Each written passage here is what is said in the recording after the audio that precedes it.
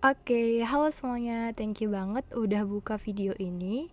Nah, kali ini aku bakal present salah satu materi yang bakal ngisi pertemuan kita sebelumnya. Jadi kali ini materinya itu bakal seputar TOEFL, tapi yang bisa teman-teman kerjakan hanya dalam waktu 10 detik aja. Nah, sebenarnya ini bakal lebih seru banget kalau misalnya kita present di acara kita langsung di Google Meet. Oke teman-teman, nah kita udah sampai di sini, kita bahas aja langsung. Nah, papernya, jadi tinggal keynotes-keynotes-nya tinggal kita bahas aja di sini. Oke, next to the first question. Jadi katanya yang tadi kita soal pertama itu kan gini. Nah, menurut rumusnya atau mungkin tata aturan grammar di bahasa Inggris, kata setelah after itu haruslah dalam bentuk verb ing. Nah, jadi gini, after itu dia harus plus verb ing. Kenapa gitu kan? Kenapa? Nah, kenapa? Karena ada ketentuan sih dari grammarnya bahasa Inggris. Nah, verb ing ini sebagai apa jadinya? Apakah sebagai kata kerja atau gimana? Nah, jadi verb ing ini berfungsi sebagai gerund gitu. Jadi dimana dia sebagai object of preposition. Preposition yang mana? After. Kata depannya itu after. Nah, dia sebagai objek dari si after. Jadi kalimat yang benar atau kata yang benar adalah reaching. Jadi after reaching the South Pole gitu. Jadi teman-teman perlu ingat doang setelah after tuh verb ing. Nah, kalau misalnya udah tahu itu, teman-teman bisa jawab soal ini kurang dari 5 detik bahkan gitu. Next. Kedua, jadi katanya the man standing in front of the door is my uncle. Nah, dia minta kata kerjanya itu yang mana sih gitu. Jadi kalau teman-teman ingat, nah padahal standing ini bukan si verb. Kenapa? Karena kan standing ini dia berfungsi sebagai gerund gitu. Gerund dari siapa? Si the man gitu. The man standing gitu. Jadi dia bukan dia bukan bukan verb dari ini, dari kalimat ini. Tapi yang verb sebenarnya adalah ini, is. Jadi jawabannya adalah is. Nah, mungkin dari tadi aku udah spill terus gerund. Nah, gerund tuh apa sih sebenarnya? Gerund itu adalah kata kerja yang dia bentuknya ditambah dengan ing. Tapi fungsinya banyak. Ada dia sebagai object of preposition, atau mungkin ini juga, ini kan gerund juga, tapi fungsinya bukan sebagai objek lagi gitu. Nah, ini kan juga gerund ya gitu. Dan cara bedain gerund sama verb ing itu gimana sih? Nah, bedainnya adalah gini sebenarnya. Kalau misalnya verb ing itu, atau oke lah, ibaratnya itu kayak present continuous gitu kan. Gimana cara bedakannya? Kalau gerund dia langsung aja the man standing. Tapi kalau misalnya ada verb ing katanya atau present continuous, nah teman-teman itu biasanya tengah-tengah tuh ada is gitu, is standing gitu. Dia kalau misalnya present continuous tuh intinya gini deh. Aku tulisin aja sih, dia bisa to be plus verb ing gitu ya teman-teman ya. Oke, next mungkin aku bakal next ini ya. Oke, nah katanya what is always coming but never arrives. Jadi sebenarnya jawabannya adalah tomorrow gitu, TOMOROR gitu. Oke, jadi sebenarnya kan kalau besok adalah sesuatu yang yang selalu datang tapi nggak pernah tiba. Misal kenapa? Karena sekarang aku bilang besoknya lagi tiba hari besok nih, aku bilang besok lagi gitu. Jadi dia nggak pernah tiba sebenarnya gitu. Next, nomor 4. Jadi blank to the earth, a massive tidal wave will occur. Oke, nah kalau tadi aku udah spill, sebenarnya ini kan ada kata kunci yang udah aku garis bawahi, yaitu will. Terus di depan ada if. Jadi ini intinya adalah if clause. Nah, problemnya kita adalah apakah dia termasuk dalam tipe keberapa gitu ya? Apakah tipe pertama atau tipe kedua, tipe ketiga gitu. Nah, perbedaannya apa tuh? Nah, jadi kalau misalnya dari segi rumusnya aja teman-teman perlu ingat juga, kalau tipe pertama itu dia pakai present tense. Ini udah aku merah-merahin ini, pakai present tense. Nah, kalau tipe kedua itu pakai past tense. Dan tipe ketiga itu pakai past perfect. Jadi emang ada tingkatannya gitu ya, gitu. Dan itu ngikut tuh sama si will-nya gitu. Kalau misalnya di tipe pertama atau di type 1 itu present tense, maka next itu future tense juga gitu. Nah, kalau di sini dia past tense, maka di sini jadi past future juga. Jadi will yang awalnya will jadi would gitu. Nah, ingat bacanya bukan would ya, bukan yang ada ll-nya tapi would. Baca itu oke, aku buat tanda baca di sini. Nah, baca itu cuma gini doang, teman-teman. Sesimpel ini bacanya. Jadi kok bagi teman-teman yang masih baca would gitu, susah kan pasti. Jadi baca simpel aja, cuma would doang, would. Oke, dan berikutnya tipe ketiga. Nah, dia kalau misalnya past perfect, dia juga ngikut tuh si will-nya jadi past future perfect gitu. Jadi would have. Dan ada salah satu kunci lagi. Kalau nih misal di type 2 ada to be. Nah, to be-nya itu selalu dan akan selalu berbentuk were atau were gitu misalnya. Kenapa? Karena ini kan kayak sesuatu yang gak mungkin terjadi. Misal gini, ya setidaknya untuk sekarang gitulah. Kayak misalnya, seandainya aku jadi presiden gitu. Bukan if I was a president, tapi if I were a president. Nah gitu, jadi dia pengandaiannya pakai were gitu. Walaupun dia harusnya pakai was gitu. Jadi selalu to be itu pakai were ya kalau di type 2. Nah, back then lagi ke soal kita. Kalau misalnya ini kalian perhatikan, kira-kira dia tipe keberapa? Oke, ya benar banget ya, dia tuh tipe pertama. Kenapa? Karena ada kata will, dimana itu adalah present tense. Jadi jawabannya adalah apa? Show dansa. Nah, jawabannya adalah if the moon is too close to the earth, a massive tidal wave will occur. Gitu deh. Jadi kan ini present tense ya, to be-nya is, sama ini future tense juga ya, gitu, is dan will, cocok pasangannya. Next, nomor 5. Blank blank blanks established a great new religion, but his revolt against Hindu deeply influenced Hinduism itself. Nah, gimana sih caranya? Nah, kalau menurut ini keynotes yang aku buat, ini adalah salah satu contoh dari negative expression. Dimana kalau negative expression itu atau kalimat negatif lah intinya diletakin di awal, dia tuh harus dibalik, teman-teman. Ingat ya, kalau diletakin di awal dia harus dibalik gitu. Nah, jadi kurang lebih rumusnya tuh bakal kayak gini. Negative expression plus auxiliary verb plus subject plus verb plus object gitu. Nah, jadi key poinnya adalah teman-teman harus lihat option yang awalnya tuh negative expression dulu. Negative expression itu bisa kata not, never, atau rarely, pokoknya yang lainnya yang biasanya menyimbolkan kata tidak gitu. Nah, di sini artinya udah jelas-jelas nggak mungkin poin yang aku highlight sana. Nggak mungkin poin yang A atau mungkin ini, nggak mungkin karena awalnya itu bukan not ya. Gitu. Jadi kita bisa pilih antara ini B atau D gitu. Nah, baik lagi ke rumusnya. Dia negative expression terus harus mana nih pointernya saya? Oke. Nah, dia harus ditambah auxiliary verb atau kata kerja bantu. Yang mana tadi aku udah mention sebelumnya, kata kerja bantu itu bisa dalam bentuk is, am, are, do, does, did, have, had gitu. Jadi di mana nih? Berarti kita bisa pilih jawabannya yang mana? Yang dia duluan auxiliary verb. Apakah ini langsung auxiliary verb? Tidak ya, berarti ini gak mungkin. Berarti udah jelas jawabannya adalah ini, show answer. Not only did Buddha. Jadi benar nih, dia patternnya atau rumusnya benar. Jadi di awal itu ada a negative expression di mana katanya not only, bukan hanya ya.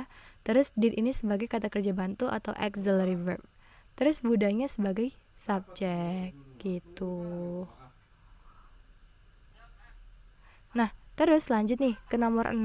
Masa dibilangnya gini, bang abang nggak pernah keluar, nggak awak keluar ada urusan aja, coba abang keluar dulu jumpa di luar kita, ngapain wak? Tak bilang, udah, halo, maksudnya itu suruh keluar tapi nggak ngasih tahu tujuannya, coba, peninggal ya mau tidur, baru telat jam 9 nih, bangun jam 12, peninggal ya wak, udah orang sudah tidur. Wah Ijul, disuruhnya keluar tapi tujuannya nggak ngapain. Oh, itu kayak kelas ini loh, Del. Kayak kelas apa namanya? Business development gitu, dan aku nggak tahu, kayak gratis gitu loh. Aku belum daftar juga sih, tapi aku pengen daftar nih abis nih. gitu deh. Terus yang dipelajari tuh bagus-bagus gitu. Terus kayak bakal ada tes sih yang bakal bikin kita bisa dapat sertifikat. Jadi kalau misalnya kita nggak lulus sertifikat, kita nggak dapat kita nggak lulus sertifikat, kita nggak lulus beberapa tesnya kali ya, mungkin jadi kita nggak dapat sertifikat gitu sih. Tapi seru. Oh itu kayak kelas ini loh, kayak kelas apa namanya,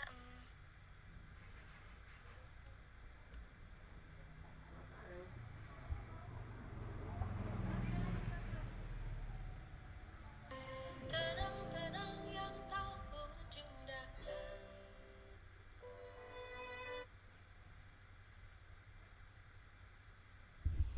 Oke, kita lanjut ke nomor 6. Nah, katanya ini pertanyaan seru-seruan lagi.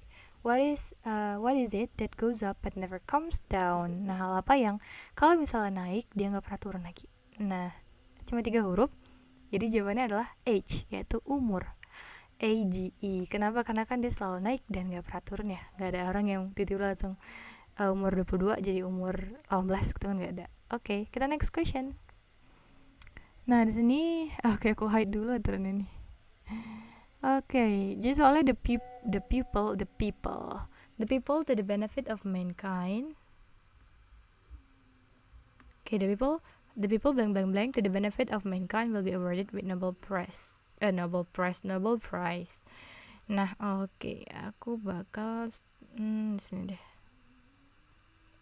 Nah, di sini teman-teman baik lagi harus bisa nentukan yang mana kira-kira verb yang cocok untuk nemenin the people gitu. Kalau misalnya teman-teman ingat di kalimat di soal sebelumnya ada yang the man blank gitu kan, the man standing.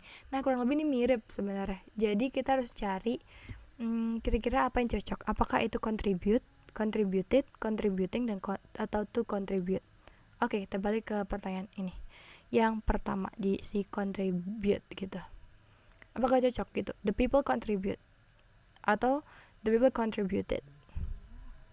Nah, kenapa di sini nggak cocok? Aku bilang karena gini. Nah, di sini ada kata will be ya teman-teman.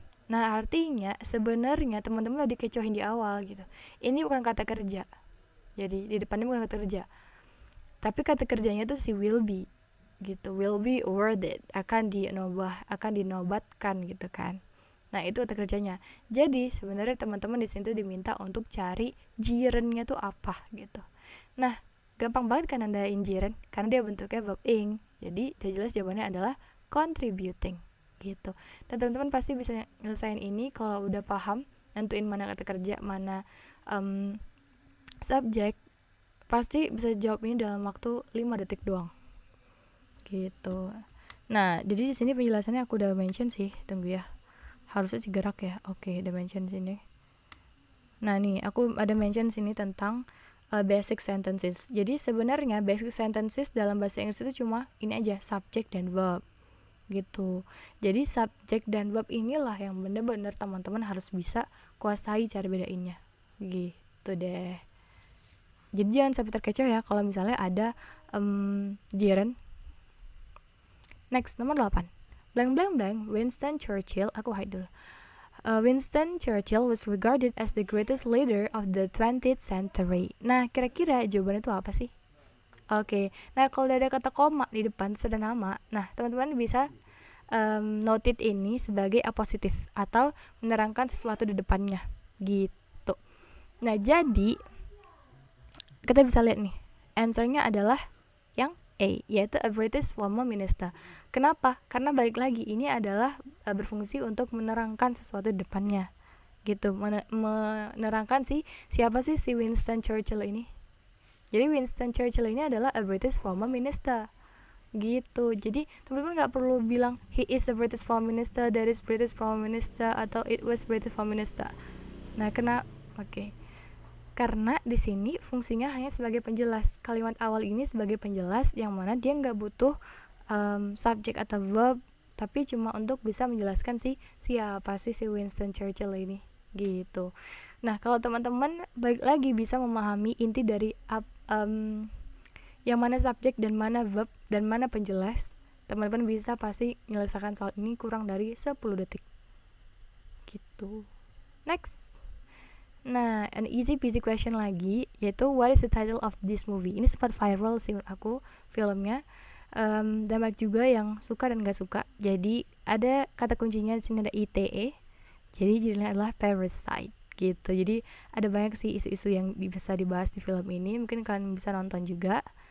Tulisannya Parasite.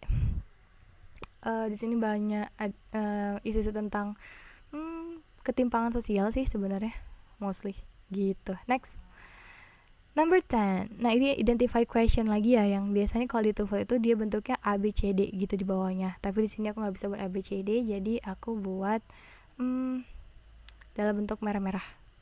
Nah, kalau teman-teman ingat, sebenarnya dari awal ini udah kelihatan sih ya jawabannya. Nih, aku mention lagi di sini nih.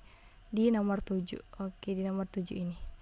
Nah, sebenarnya kalau misalnya tahun itu nggak boleh dia diawali oleh at, gitu deh. Dia harus diawali oleh in. Jadi sebenarnya ini teman-teman cari lagi sih di Google, banyak banget fungsi dari on, in, at. Nah, soal ini sebenarnya terkesan simple ya kalau misalnya di TOEFL, tapi teman-teman bisa terkecoh banget sama ini dan bakal kesel banget kalau misalnya salah dalam jawab soal yang kayak gini sih. Jadi harus benar-benar teman-teman pahami apa sih fungsi dari on, in, dan at. Gitu deh, kita show. Nah, benar ya, at itu diganti jadi in. Next, 11, identify the one underlined word or phrases yang salah. Oke, jadi di sini ada some property, technique, while, dan remarkable. Kita harus bisa lihat dan analyze yang mana yang salah. Oke, kita balik ke property. Property ini kira-kira salah nggak sih? Oke, enggak ya, karena ini udah cocok banget nih sama property is very simple in technique. Nah, teknik juga enggak salah, karena bener nih teknik gitu kan. Nah, sementara while some is, nah ini bener, bukan while is some, tapi memang while some is bener. Nah, berarti kecurigaan kita akan bertumbuh ke remarkable, complicated. Nah, kalau teman-teman lihat nih, remarkable ini di sini berfungsi sebagai adjective, teman-teman. Oke ya, remarkable tuh adjective. Nah, sementara complicated juga adjective, yaitu kata sifat. Kenapa kata sifat? Nah, dari artinya aja nih, ini remarkable tuh kan artinya luar biasa gitu. Nah, complicated itu susah gitu ya. Jadi luar biasa dan susah itu kan sama-sama kata sifat ya. Misalnya dia luar biasa, dia itu susah banget gitu, atau ini soal ini susah, itu kan kata sifat ya.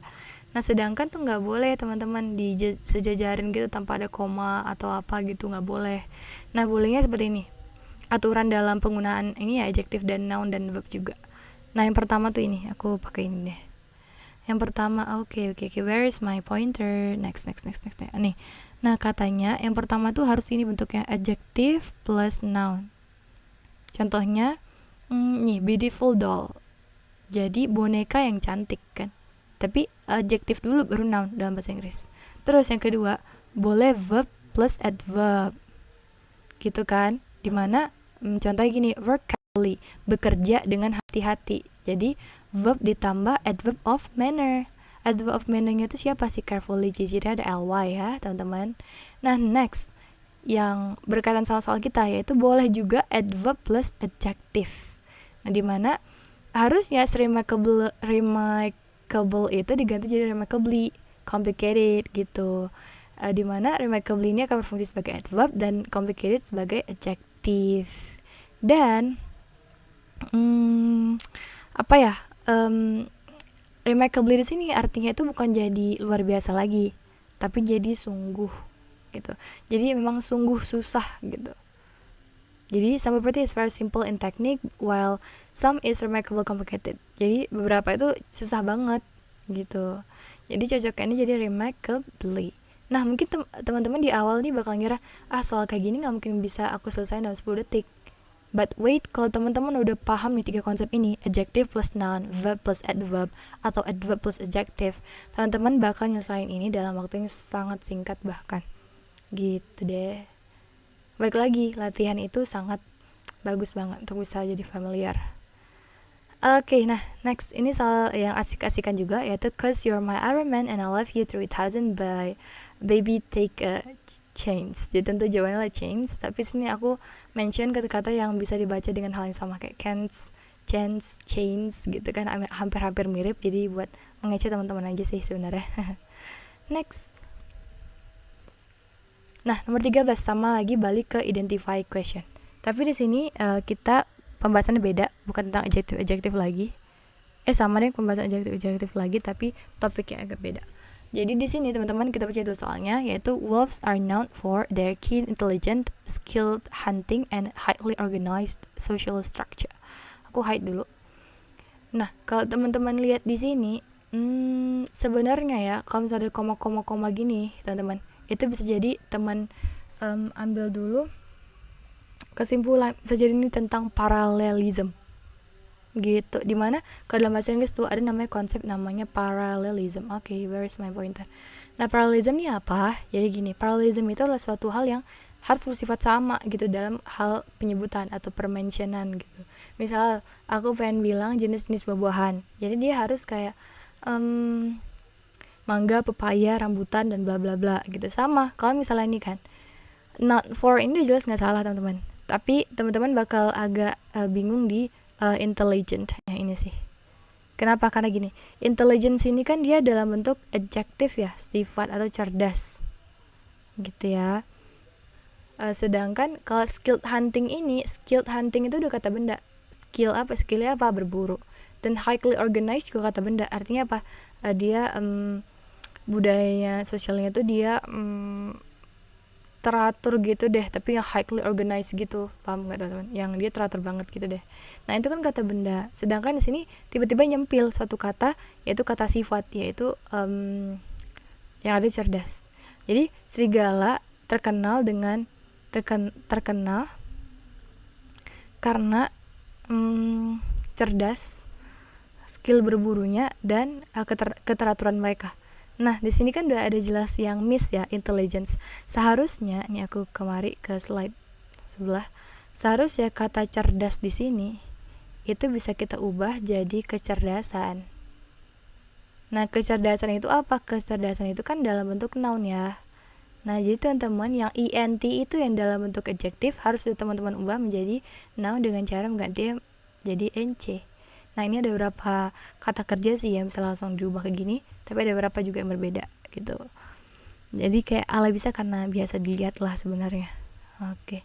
Nah, mungkin teman-teman bakal bilang lagi, ini gak bisa diselesaikan dalam 10 detik, Din. Please, jangan bohong gitu kan. But again, kayak aku bilang tadi, kalau teman-teman udah menguasai konsep yang 3 tadi nih, yang ini nih, aku ke atas lagi, yang konsep ini nih, konsep 3 ini, ada adjektif, ada adjective plus noun, terus ada kedua verb plus adverb, sama ada adverb plus adjective. Teman-teman ngenalin ini udah paham banget sih menurut aku, jadi kayak udah familiar. Tapi balik lagi sih, practice make perfect ya teman-teman, harus sering latihan juga supaya nggak lupa. Okay, I think that's all for this video. Hopefully semoga video bermanfaat dan sampai jumpa di video berikutnya. Dah.